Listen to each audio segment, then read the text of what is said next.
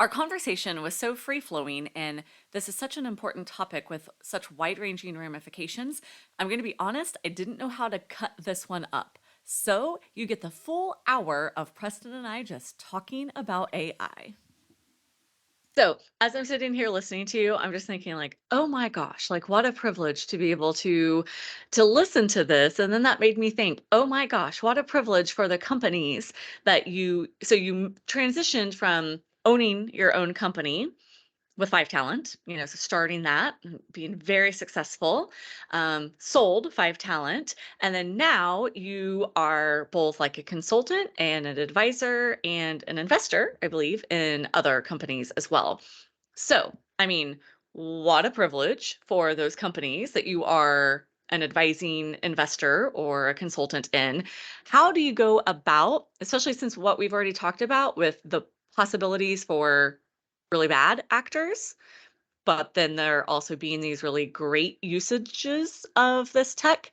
How do you go about evaluating who you are going to invest in and what companies are going to get access to your depth of knowledge? Well, it's definitely I'm trying to choose wisely the companies I devote my energy to. And the most valuable thing for all of us is time. And a lot of people don't realize that, I think, but it's the one quantity that is very limited. Use it wisely. Um, For now, for so now. yeah, for now, until AI helps us. Um, but the choices are really, well, first off, is it a Me Too? So in the days of Five Talent, which was a enterprise class kind of application development company on the high end kind of stuff, very specialized and very expensive. Um, but we focused on unique solutions, and if it was a Me Too, we would say, keep your money. There are 300 other examples of this, or which frequently happened is, so, people would come in and say, I just sold my house. I have $1.5 million. I'm ready to build this thing. I got to look at it going, you're trying to recreate Facebook with $1.5 million? I suggest you put that in an account and then go buy a house again, right? It's just, don't give us the money. And so we would turn down 70% of Oh, the well. things, the opportunities that came in the door going, I know you want us to do this, but after 1.5 million, you're going to go bankrupt. There are hundreds of apps that do this, and there's no way that you can recreate this in a fashion that would get users to adopt it, Right. right? And so part of it is the first step is, does the idea sit in the realm of possibility of success? And then, what's the probability if we apply the right resources? Right. But then once you get past that criteria, then are the people. Because I got to tell you, from my experience, and this is not necessarily everyone else's, of all the startups and all the business plans that I've analyzed over the last 30 some odd years, then most of them failed because of the team, Oh, right? Most of them failed because of the team. Markets can make, things disappear. And I had several startups I was involved in that were, because of market movements, right idea, thousands of customers, and something happens. 9/11 killed one of them. We had 40 some odd million invested in that. Another one was killed by the 2007 meltdown in yeah. the, CMBS and mortgage-backed securities. Um, so, definitely market forces um, can kill. And those were among the most successful. So they were huge when they died because it was generating revenue and jobs and thousands of customers and all was rosy. And then something so huge that there's no way an individual company could alter the course of history. Right. So, yeah. So, in evaluating it, is the value proposition first? Does it make sense? Second, is the team, to me, the only skill I have is humans, really, understanding humans and how they work. And most of the consulting I do is I'm a group therapist most of the time. Because after you get past the proposition's good and, the market will respond, can these people get along, work well together? There's a lot of pressure. Pressure brings out the ugly part of most humans at As does some point. money, if it winds up becoming successful. Yeah. And especially if they've, gotten friends and family and hawked their credit cards and maybe their house as part of the process, it can alter good people into bad, right? So a good part of what I do is I'm a consigliere, like the Godfather's consigliere, whispering in the ear and saying, I don't want any attention. I want to provide sage advice only to the CEO because it might impact other people's perceptions, to say, maybe you need to reconsider this person in this role, or maybe you need to reconsider the ethics and morals behind this movement, right? Whatever move they're making. It's just those kind of things to say, uh, you don't want to build a company you hate. You might build a company other people hate, right? But that might not be the major reason to kill a company, but you never want to build a company that you will hate, as the CEO and the Right. founders. Um, and do no harm. That's a good part of what I constantly am dialoguing. Okay, just because you can do this, should you, is one of the questions, and that's also about the markets. If you do this and the market says that's a bad thing, it could kill your company or your investment, et cetera. So it's also related to success monetarily, but how to be successful and good, right? That's the key. How do you build a good company that people admire? Richard Branson's a good example of that, right? Um, really thought about the people of his companies, and people first. Elon Musk is a brilliant savant and stupid in so many ways, right? Right. Especially when it comes to humans and ethics and morals, and turning off Starlink to Ukraine because he didn't like the fact that it was going to hit a Russian ship. That's the kind of thing that points to, all right, smart, but is he doing the right thing, right? Yeah. And So that's Zuckerberg too. I mean, there's been a lot of animosity aimed at Zuckerberg. So yes, created a wildly successful product and company that has truly changed the course of history in a lot of ways. But again, not all positive. We've seen the role that oh yeah. Facebook is playing in depression and loneliness and outright actual like civil unrest and political unrest and in other countries. I mean, I can't say only other countries. I mean, we've seen how social media played a role in our own insurrection in this country as well. So, So one of the most devious things ever created in technology was the EULA, End User License Agreement. oh, yes, I'm so glad that you brought that up. Talk about it, please. I remember a long time ago when it first appeared, a long, long time ago in a galaxy far, far away. And when I read it, I was like, what? No. Oh, wait, if I say no, I can't use the app. But it's, well, we have the right to sell your data, right? I remember when I first saw that appear in a EULA a long time ago.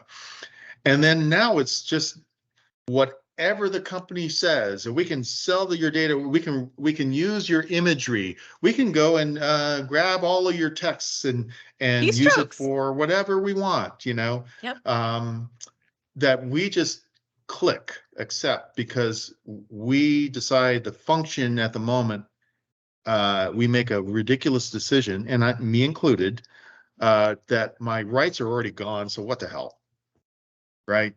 Whatever I do is already in the public domain. I can't stop it, and yet all my friends are using this thing, and in order to interact with them, I've got to accept. Yeah. That's the biggest sham that's ever been played against humanity is, not just software companies, but, they're the biggest culprits, where you sign away your life. Even when you buy a car, if you read the fine print on what can happen, and, there's one car company says you can't resell the car. I think it's Lamborghini. Don't take that as fact, but one of the high-end cars, it's either Ferrari or Lamborghini, says you can't sell the car without notifying us, kind of thing. Yeah. What? What are you talking about? You can't, John Deere, you can't have someone fix your equipment without going through us. What are you talking about? It's a simple fix. So now I have to wait 3 months for you to get a tech out, pay you 3 times what the guy down the street was going to do to fix the equipment. Right. Right. So we've given up rights too easily. And the problem with that is Congress, the governments had the right to go and said, that's wrong with that EULA. And that's where special interests come into play. And no time did anyone really stand up strong enough to say, you can't do that. That's part of the pursuit of happiness and our rights in the Constitution. We gave those things away freely. Right. For Free the choice. convenience. Everybody read them. Everybody read every word of it and understood and that's their defense. Well, you clicked yes, you could have said no. Right. And anyway. So are the moves that the EU and the GDPR are making, is that helping at all? Are those? It is to some extent on privacy of data, but it doesn't address the use of applications necessarily. The EULA is still a problem. Right. But once you sign the EULA, how the data is stored, where it's stored, who can access it, GDPR and the Canadian equivalent and the California equivalent and all these others that are popping up, eventually it's going to have to be a worldwide standard. It's getting crazy trying to build an application that meets all the different sets of rules out there. Right. So and are stay companies, compliant. so especially since you're an advisor in tech companies that are doing things that I'm assuming are meant to be global, are they actually adapting them to all of the different ones, or are they saying we're just going to go by the most stringent? And if we go by the most stringent one, then we've covered all of our bases. Is that a strategy for the most that's part, I widely can't say adopted that's or no? universal. I Okay. can't say it's universal, but for the most part, yes, the most stringent wins. There are some companies building different versions for the Canadian market or for the European market, and then the rest of the world. So as long as there's an economic advantage to doing that, that's the bottom line. Right. It's not morals and ethics; it's economic advantage. Okay, so I have a class full of non-techies, Mhm. right? We're obviously going to be bumping up against AI. We're bumping up against AI in ways that we don't even really fully comprehend right now, I'm sure. But what advice do you have for a non-techie person to be able to leverage the capabilities that AI has? So I keep seeing coverage, an accountant who knows how to leverage AI is going to be better than an accountant who doesn't, or a radiologist who knows how to leverage AI is going to be more successful or won't be replaced as opposed to a radiologist who doesn't know how to leverage AI. So what skills or what resources should we be going to if we don't have an engineering background? I have no idea, how to code or really understand some of the machine learning stuff. What should we be doing so that we aren't left behind? Well, it depends on the moment of time. So you're familiar with the Gartner Group hype curve, correct? Okay, Yeah. yes. So Actually just had a couple of students who were hired by Gartner Group. there you go. Graduated last year and are currently working there. So yes. And I can show it, but it's a model that's well known, and it's been amazingly accurate as far as the flow. The curve itself may bend in a little bit for different technologies, but for the most part, it's been true on almost everything. So AI is on the same kind of height curve where we're going up, and there's, the beginning of the curve, there's a few, and then as it rises, there's hundreds and thousands of companies, and then the reality of what people, companies, or the world wants starts killing them. or they run out of money and they don't have enough fuel. And it goes down to the trough of disillusionment, where there's the realization of overhype. And Right. AI is way early on the curve. That's scary and amazing at the same time. Like, Right.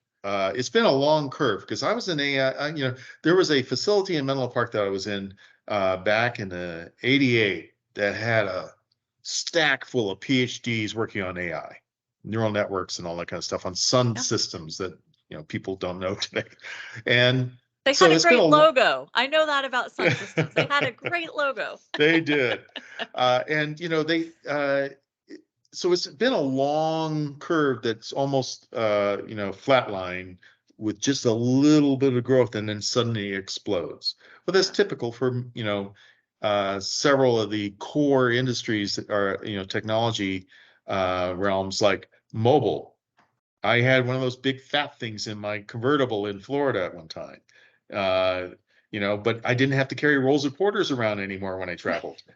So but that was a long curve to where we, had the iPhone that was the massive hike of possibilities. Suddenly it leapt, just like AI, over decades, and then wham, exponential. Um, so where things stand is, so many of these companies, I would say, to answer your question, there's 3,000 tools today. Next month, there'll be 5,000 tools. And then maybe a year from now, there'll be 300 that everyone uses, Right. right?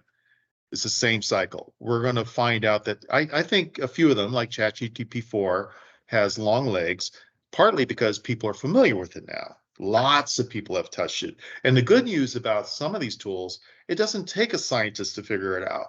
You just go type something and out spits art or video or words, whatever you want, So the entry point for knowledge to engage with the technology, you don't have to write code.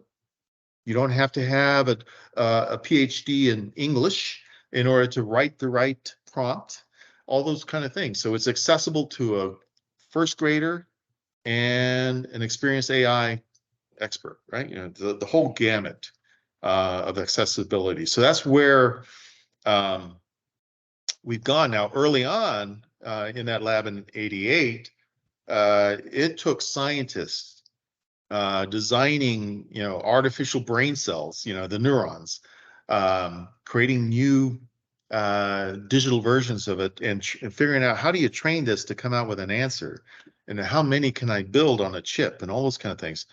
Um, the average American, there's no way, the average human would not know how to engage the technology. Every hype curve is like that. And I think we're about to see that we're approaching the top of the hype, and usage will prove what sticks. Right. And there's been some press about ChatGPT's already seeing a decline in usage because of the novelty of it. Yeah, but um, it's going to be, it already is getting embedded. So people are using it and don't know it. And so I'd say almost everything you touch now, if you're engaging with platforms like Salesforce or anything, which you may not know you're engaging with them, whatever's behind the airline booking systems, you name it, they're already embedding proven AI models because there's a cost advantage, right? Right. It either puts them, with better responses in the marketplace. The almighty dollar still generates what's really being used, right? So we have in our day-to-day lives on our phones, when you're using chat or, in my case, iMessage on my iPhone, uh, the way it's improved on what it prompts after I start typing something is exponentially better Right. in predicting what words I want What I to want to say. say, Right. right? Yeah, And because the auto-correcting. mine's gotten down to the person. It knows based on the person that I am texting what I am more likely to Yeah. say, and it changes the prompts Hmm. based on those individual personalized conversations. And to understand that if my wife and I are communicating, it does one thing. If I'm communicating with a business person, I can tell it's using more Right. business language, right? Yep. So that is a simple case.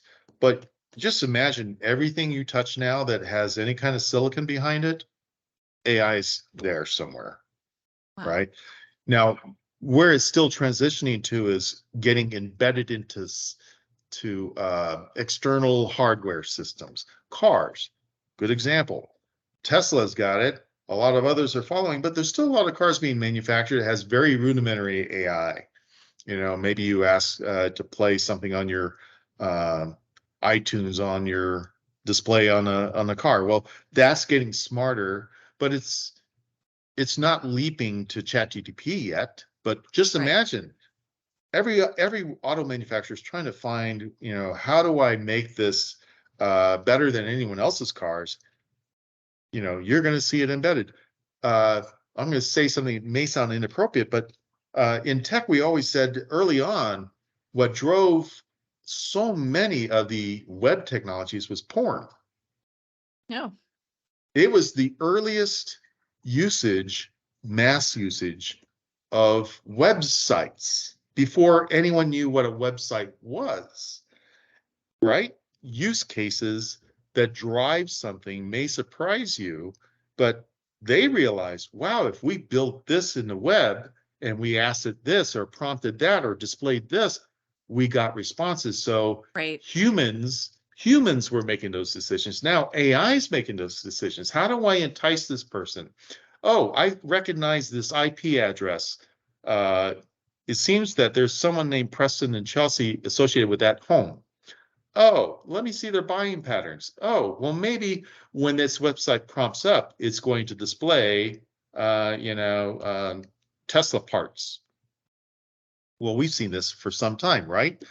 Marketing, especially consumer marketing, is one of those first waves of adoption because they're all looking for competitive advantage in a very small profit margin. So Correct. anything that can expend a few pennies, they'll embed, right?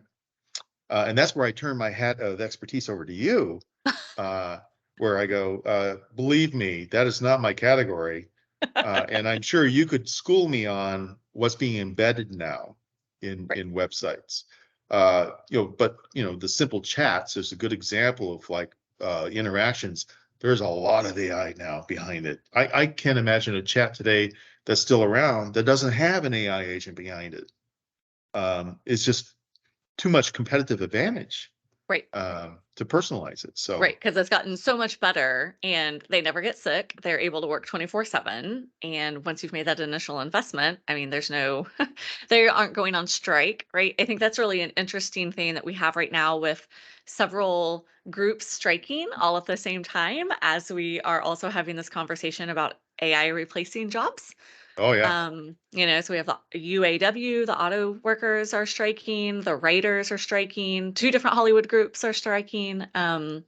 And then there's been a lot of like faculty strikes at universities across the country as well. And so it's kind of there'll an always be, interesting intersection, right? Between this yeah, possibility of jobs being replaced and then labor discontent at the same time. So there'll always be labor discontent with this automation and at a pace that they've never experienced before. right, Disintermediation, we're about to kick out millions of software developers, right? What can we train them in? Because we have millions of jobs openings. And of course, with this, I am so highly confident based on history, there'll be tens of millions of jobs created by the new technology. There will be jobs on Mars, and it sounds ridiculous, but we often say the only way that promise is going to happen is AI has to drive a lot of it. right. Counting on humans to make guesses on how to land and where to land and all those kind of things is going to be taken over by AI, who's a billion times smarter. Yeah. And so It would have sounded crazy to a horse farrier to have been talking about self-driving vehicles as well. I mean, yeah, that would have sounded very crazy, and that happened in 100 years. yeah. So and those cycles are getting smaller and Right. smaller and smaller, right? industry 1.0 to 2.0 to 3.0 to 4.0, each one is like half the previous or whatever, even maybe more drastic with 4.0. I haven't really seen it yet because we're still in it, but I assume we're at the verge of ending it. And it didn't start that far back. That was 68, 70-ish when we started seeing computers actually doing things en masse to have a worldwide impact. So, and then, 4.0 to 5.0, that transition, holy crap, if we're already at 4.5 or 4.7, that's like maybe not a half, that's maybe a tenth of the time that we're transitioning. So you can imagine the next cycle. What's 6.0 look like? Super consciousness shared with AI, and ayahuasca and psilocybin won't be necessary because you can live in multiple dimensions thanks Right. to AI. Who knows what that next stage is? Yeah, It's like well, obviously they are the people that we've already talked about, the Musks and the Zuckerbergs, they're already thinking that, right? They've already told us. metaverse. Yeah, between the metaverse and then I don't know what Musk's but the things where they implant the stuff Yeah, in Neuralink. the Yeah, yeah, I Neuralink. thought it was Neuralink because he's got Yeah. Starlink and then I thought it was Neuralink, but I didn't want to say it incorrectly. So, I mean, they're already telling us basically with where they're putting their resources and their PR, Mhm. that that is what they're working towards. And I mean, Musk has promised that the Neuralink stuff is going to be, I mean, they've already been testing it and it's going to be It's human trials rolling now. out quickly. Yeah, it's here Yeah. basically. Yeah, we're in human trials. Yeah, it's the leap is as is the case 100 years ago, it's unimaginable to them where we are today. Right. Now, sci-fi to me has always been the thing that led, you know, Star Trek, Captain Kirk flipping up his communicator, which, Star in Motorola StarTAC created that exact same Right. profile, and you flipped it up and you talked in it. I mean, back then that was sci-fi. How fast was that? 19 late 80s. That I remember getting my first Motorola StarTAC phone. Actually, 88. And that cost me $2,000, Right. right? But wow, of course, I had to charge it every half hour or Right. whatever. But constantly looking for someplace to charge. But that's sci-fi right now. I think sci-fi is having a hard time keeping ahead. Right? How can I come up with something new that's gonna blow audiences' minds? Right. Yeah, it's like I can't wait And to because see you the can next see movie. we're in the exact same space, that parallel that you just drew to your phone with the EVs, right? Where they're worried about long distance coverages, right? And you're having to stop way too frequently to be able to recharge and the recharging is taking too long. And so, batteries are dying quickly and the battery replacement problem. So, like we're hearing all of those things and that early adoption curve of EVs, even though we've been talking about EVs for years, it seems like now they're still really, like you said, they haven't reached that hype point either, I don't Yeah. think. So I'm going to go really off script here, Yep. and whether you include this in this presentation or not, because this is where part of my head is at. So I'm massively addicted to history, and I go way back, as far back as I can. And because of circumstances in my life, I was looking for meaning in life and all this kind of stuff. But what I ended up to is one of the earliest civilizations post-flood, called the Sumerians.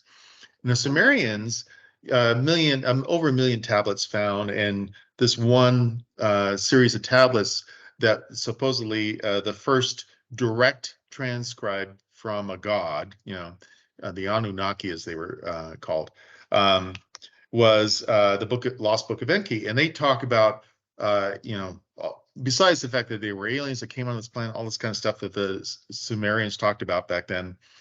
Uh, the part that really got me was the Anunnaki in the book says there was this moment about the flood and if they were going to alert humanity or just wipe them out and all this kind of stuff. And then one of those gods had the god of all appear to him in a dream saying, save humanity, build a boat and save some of these people. That's in the Sumerian text, 6,000 years ago, several thousand years before the Bible, right? Um, and But part of it was that the Anunnaki were afraid they were creating humans, because that's what the book says, that they created us as a slave race that would become smarter than them, because this God told them, Oh, I have a plan for them, so save humanity. I have a plan. And the Anunnaki were afraid that humans would become, by their design, smarter than them. Fast forward, we are creating a technology that some of the pundits in AI say that it's sort of like dogs created humans to take care of them, and then humans became so advanced that dogs were no longer able to communicate with it because humans became sentient and totally, right. unaware of dogs' creation of them. Well, we're at the stage where maybe we're creating, well, not maybe, we've already created a a quote race of some sort, silicon based versus Right. carbon based, but we've created a race that's substantially smarter, and within a decade, 1 billion times smarter. Will we become the dog that created humans Right. to take care of it? We created AI to take care of us. Where does that put us now in the realm of this intelligence that can travel the universe at will and figures out, for example, wormholes was done on a chip in a lab at, I think it was Google. They created the wormhole and they sent a qubit through that they were able to test the case and says, yes, that's a functional wormhole. Pump it full of negative energy and it opens up between two spots and off it goes instantaneously. So we have created technology that will no doubt, be the equivalent of, 1 billion Einsteins working. And we'll be able to do things we have no idea how to imagine. It may already be figuring out that, hey, the fourth dimension is a much better space to exist in, Right. right? Or the 11th dimension. We have 11 dimensions that humans have figured out. Well, could it exist in all those dimensions because it knows how to? Or to become aware of them versus our awareness of only 3 plus time, Right. you know? Wow. Ooh. I know. I almost get a nosebleed every time I talk about this. My brain just Well, explodes yeah, that's daily. why I said whenever I said, I wonder how you sleep at night. Like I meant I that. sometimes I don't. Like last night, I was reading up on I spend several hours a day and I'm woefully behind doing that on the latest findings on AI that we could talk for hours about just in the last few days. And it keeps me up at night. I got 3 hours of sleep last night because my mind could not grasp some of the leaps that have happened just in the last few weeks. So, Do hold you on have to your is seats. there one top one that you would share with us? Well, I think, one of the top ones was the attempt by the leaders, quote, the leaders of AI to gather and say, hey, we got to talk about this, Congress. Yeah. What Congress could do, I have no idea. But that was a huge moment in time that we're going to look back a decade from now going, man, shoulda, coulda, woulda. Well, and really, it'll go back before that because it was almost a year ago that all of them signed the the petition to say, "Hey, like we got to put a moratorium on this and hash this stuff out now." So that was the case of saying uh, the water is going to overflow the dam we've built. Now the water's overflowing, right? Yeah, There's no going back. There's too much water. The dam's too small. We don't have the time to build. Now what do we do? right? Is this meeting was about it's out of control. Um, we don't have the guardrails are busted. Someone somewhere will take it where it shouldn't go. Just like biotech, right? Yeah. If in fact that there was a lab in China, which, in Wuhan that something broke out of, that's sort of where we are with AI. It's broken out of the lab. And now what do we do? How do we build a response to hostile AI? Yeah. Do you think that they received some of these same sorts of warnings with the smartphones and social media and didn't act at all? Right. And so there were no age limits, there were no restrictions. And now we have enough data and history, and there's been some whistleblowers, right, that have said, we know the harms of this against humanity that maybe weren't so apparent. Do you think that because of some of those things in a much smaller, less consequential arena, do you think that that has made them want to be more responsive to this? I don't think we learn our lessons. So go back to cell phones. Uh, Before that, it was landlines, which could be monitored. There are Right. massive systems built supposedly in secret. I remember walking into AT&T in San Francisco. I was there for other reasons, and I asked, "Well, what's that room with all the wires going in that one room? What the hell is that?" Oh, we can't talk about that. That's NSA stuff. NSA inside a AT&T building in San Francisco that had more bandwidth going to that than I've ever seen anywhere at the time. And casually NSA, NSA, shit. Pardon my French.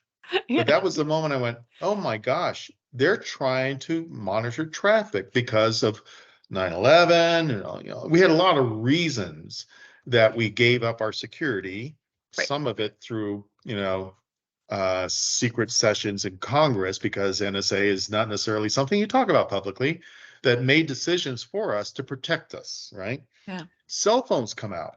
Now we're bypassing those landlines. They had to build whole new systems to capture cell phone conversations of potential terrorists among us.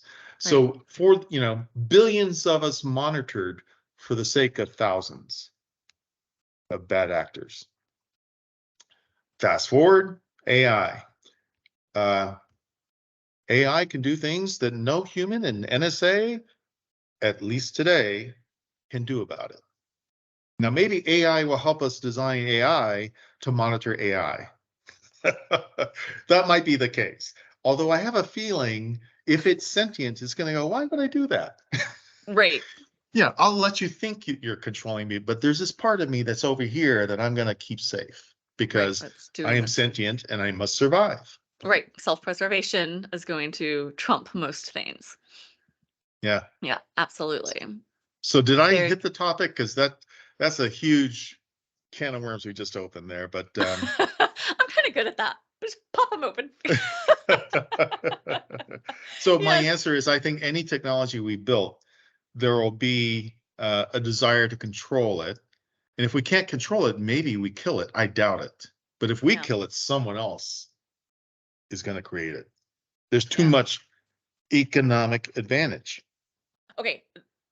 I actually had a question about that economic advantage. So we will end on this because you've already given us so much of your time, which I appreciate. So they have already called into question the economic model that allowed especially Facebook to be so profitable, right? They're doing away with the third-party cookies and the trading of data in that way.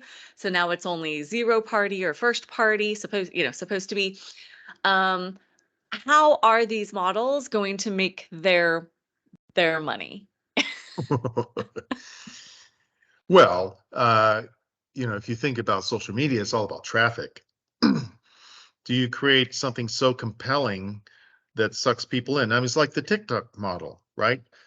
People didn't understand when they were touching it that there was a model behind it, paying attention to how you swipe and what you're staring at, and on and on and on, that it makes it addictive, Right. right? That's, AI is just going to fuel that times 1,000.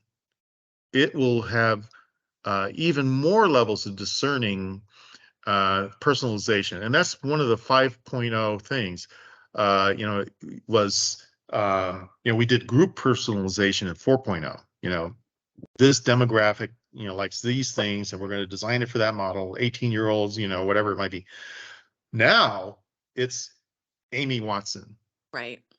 Everything about Amy is now in a AI system somewhere. It can go and tag a million data sources of everything you've ever done, tracked your cell phone locations, everything about you to personalize the experience to make you addicted to some model that generates money for someone. Yeah.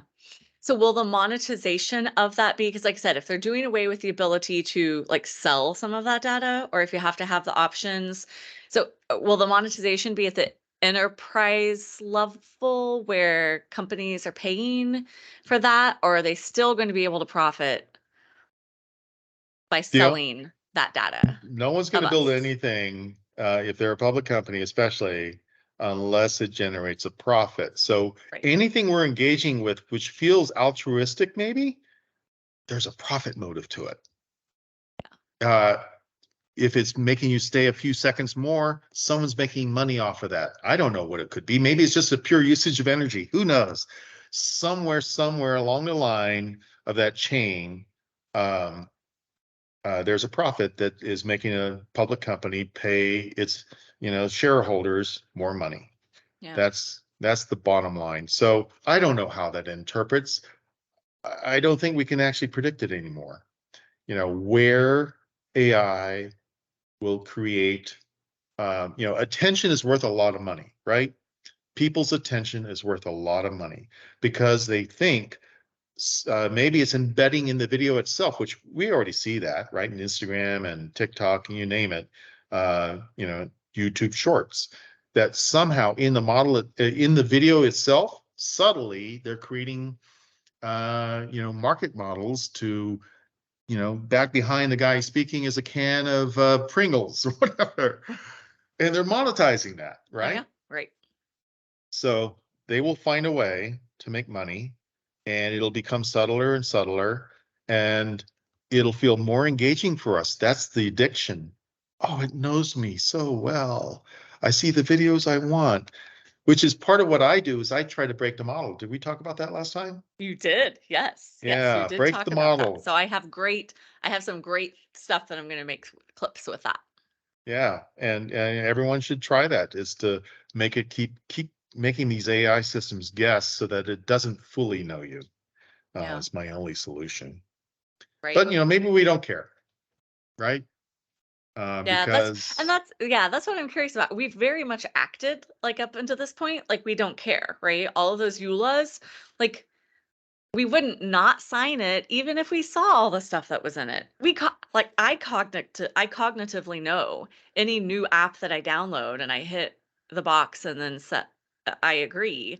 I know it's giving access to my images. I know it's allowing access to my keystrokes. I know it's allowing access to my microphone. Like it literally says that in there and I'm just like, what are you gonna do?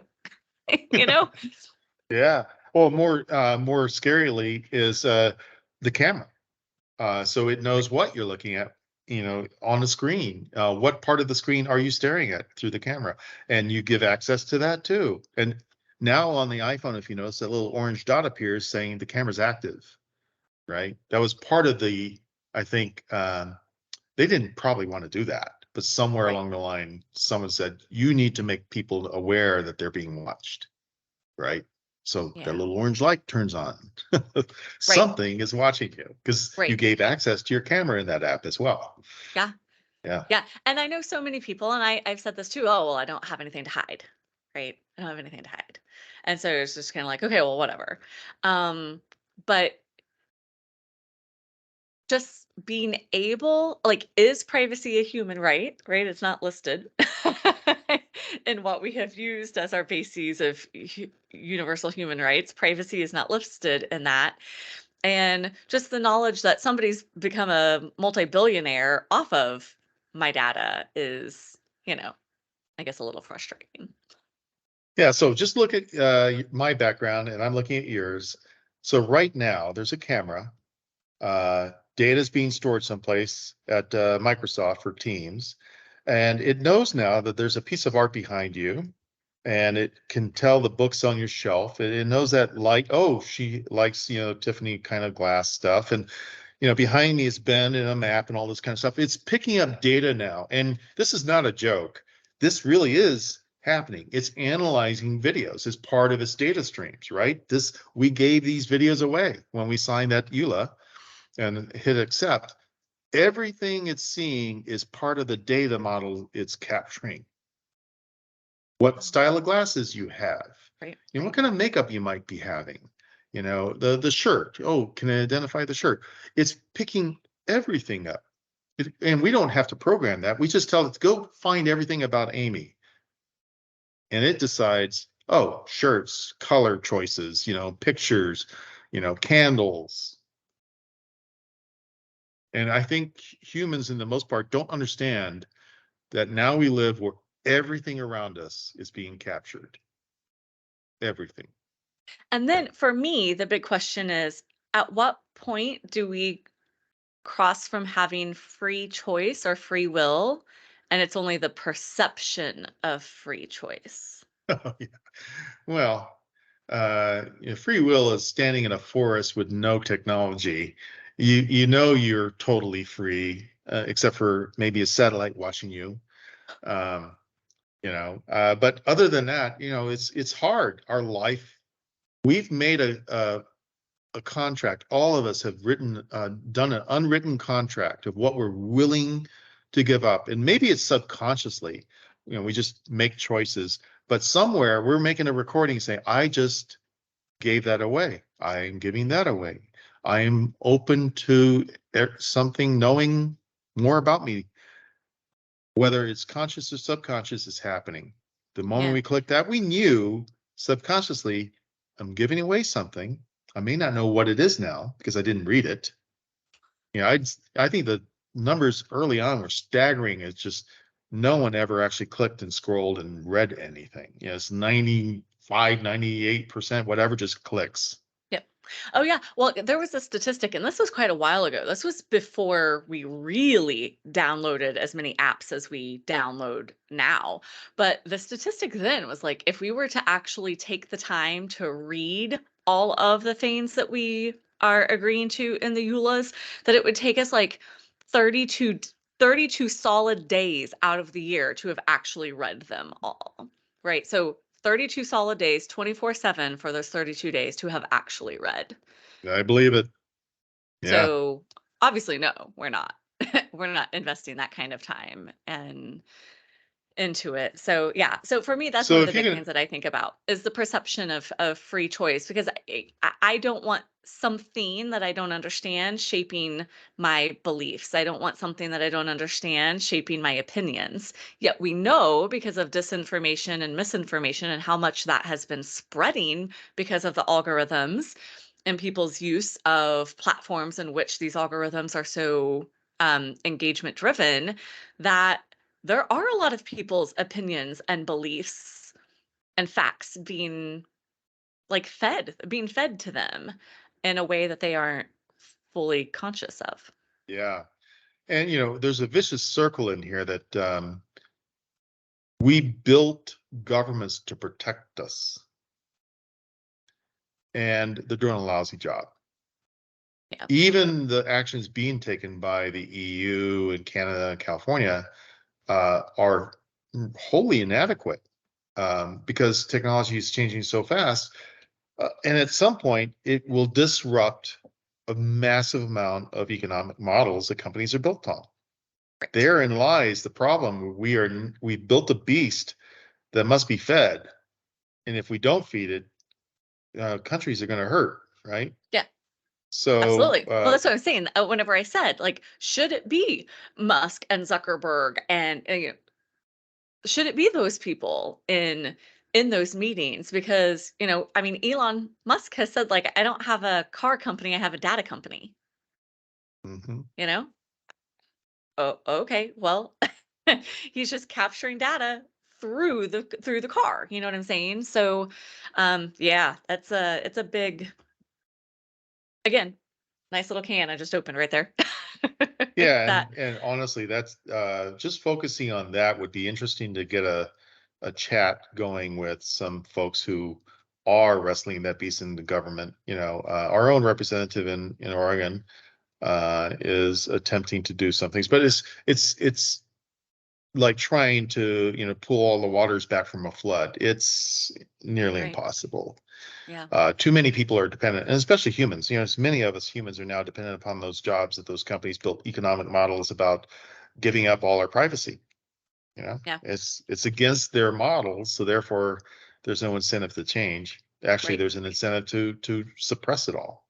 And not just the companies themselves, so not just Facebook, but the reports that came out whenever Facebook changed their algorithm or some of the rules changed around, we're talking small businesses and small companies who had built their businesses on the Facebook platform. And that's how their sales were being generated. There were reports of some of them where they lost like 94% of their sales whenever the Facebook algorithm and some of the rules around the monetization model and the targeting model of Facebook wound up being changed. And Hmm. so we it's really easy to point at Facebook or Meta, Zuckerberg or Musk and saying, "Oh, well, they're profiting off of it, and so of course they don't want to." But we have to remember there has been a really big ripple effect where there are a lot of people who have built small businesses based on these platforms. Absolutely, absolutely. And they are also at risk of Yeah, having, their livelihoods and their businesses severely diminished because of potential regulations.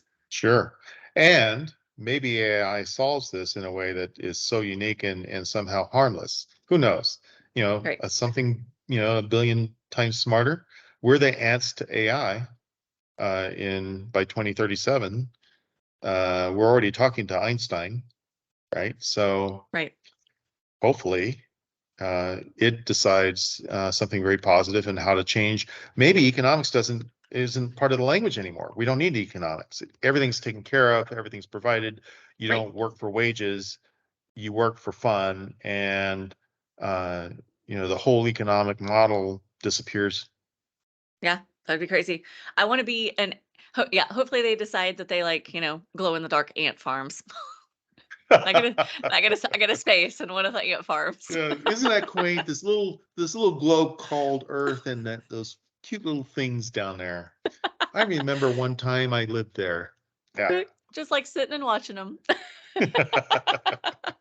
On that note, oh my goodness, Preston, thank you so much. Thank you for just kind of peeling back the curtain and exposing us to some things that we would have never been able to have known or even known to look for without your expertise. So, what a wonderful and freaky conversation. Well, I'm glad it was freaky. That's a good term. I'm going to put that freaky Preston. In between the time that Preston and I had this conversation and I was able to get it edited and uploaded, President Biden issued an executive order the first week of November 2023 addressing some of the issues.